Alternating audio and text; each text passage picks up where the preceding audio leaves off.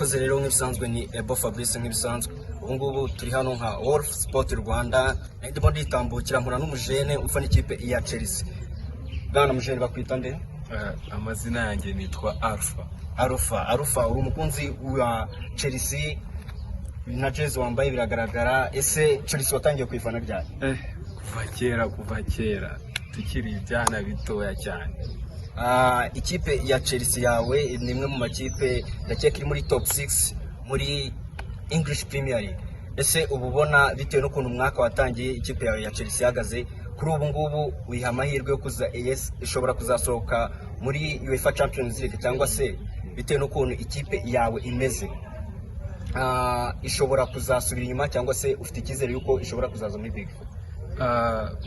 Urebye neza dukurikije imibare tugakurikiza abakinnyi ukuntu babuze muri minsi n'uburyo bagiye bagarukamo, biragaragara ko ikipe yanjye itanga icyizere cyo kuba yaza muri Big Four. Urebye mu minsi yashize ikipe yacu yatangiye ubona ko nyine bigoranye, dutangiriye isezo tugera hagati ibintu birakunda tumera n'ubundi nk'abasubiye inyuma mo gakeya, ariko ubu ngubu ndakeka ko abahungu bagarutse neza mu ntego z'ikipe.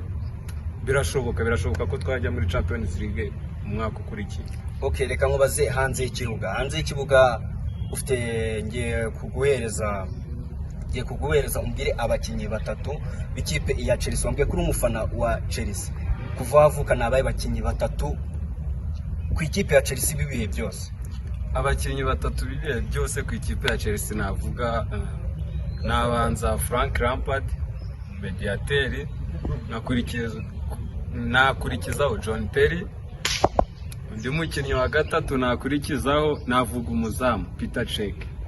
Abo nibo bakinnyi numva ko ari abakinnyi batatu bibihe byose. Tugarutse muri uyu mwaka ikipe ya Chelsea wagiye ikurikirana uburyo yagiye ikina imikino yagiye ikina uko byagendaga bigenda. Ese ubona ikipe yawe ya Chelsea ni iki yabuze kugira ngo ibe yaraje mu makipe yashoboraga guhangana igikombe cya Premier League? Urebye dutangiriye isezo twari dufitemo elema nyinshi nshyashya, ni ukuvuga ngo muri proje ikipe yaragiye igura abakinnyi benshi cyane, rero bituma guhuza bitahita bishoboka ku kanya. Rero urabona ko umutoza ni mushya, ikipe turi kubaka ni gake gake. Iyi sezo barakinnye barahuje, umutoza akabona akosora, sezitaha baba bafite ubushobozi bwo kuba baziranye neza, ibyo bigatuma sezitaha noneho bakora cyane birenze sezo y'ubu ngubu nshyashya. Ese utekereza ko ikipe yawe ishobora kuzakora transfer haba mu kuzanamo abandi bakinnyi cyangwa se ikagira abirekura? Birakenewe cyane kuko urebye dufite squad nini kandi ngari, kandi haba harimo n'abakinnyi badakenewe rimwe na rimwe. Ni ukuvuga ngo harimo abakinnyi bashobora kuzavamo urumva, ariko ndebye neza birumvikana. Urebye ikipe ya Chelsea nta mwataka dufite ukomeye cyane, umwataka nyine umwe udakora amakosa menshi. Urumva hari elema nkeya tugomba kongeramo, nizo tugomba gukuramo kugira ngo tubashe kuba twakitwara neza. Ugereranyije uko umwaka utaha mugiye gutegura nk'ikipe ya Chelsea n'umwaka uyu nguyu ushize, ese ubona ari hehe Chelsea yawe iri kwerekeza? Ese ishobora kuzatwara igikombe cya Premier League umwaka utaha? Nkurikije proje y'ikipe mu mibare biba bishoboka zitaratangira kwatwara igikombe, ariko nkurikije proje y'ikipe ifite proje yuko byibura sezitaha yaba yiteguye ko iri buze kubona ikabona Big Four bidasubirwaho, ariko sezikurikiye byibura niyo ikipe ya Chelsea muri proje ipangamo kubonamo igikombe sezikurikiriye.